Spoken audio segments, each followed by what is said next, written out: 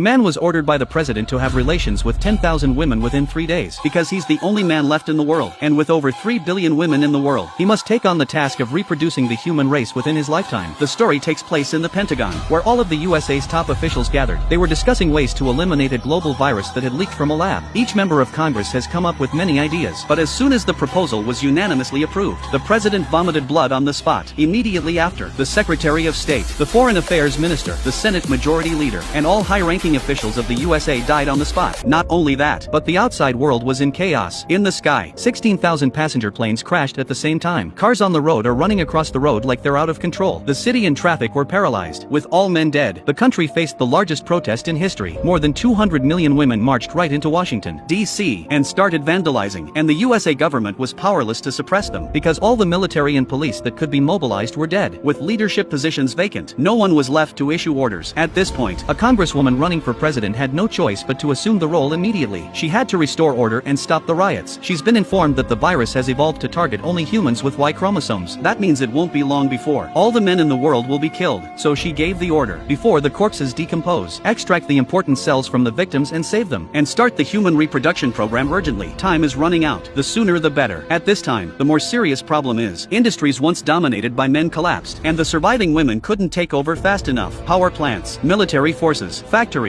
communication networks, transportation, and logistics all shut down. The world will soon be paralyzed. In addition to this, there is an even greater challenge facing mankind: the sudden appearance of more than 4 billion corpses. The sheer number overwhelmed crematoriums and fuel supplies, and if left unchecked, they will collectively rot and stink. It would be an unprecedented disaster for the global ecosystem. Most importantly, with no men left, how would humanity continue? At that moment, a man suddenly woke up. He was the last surviving male on Earth. He had no idea that soon, he would become nothing more than a breeding machine.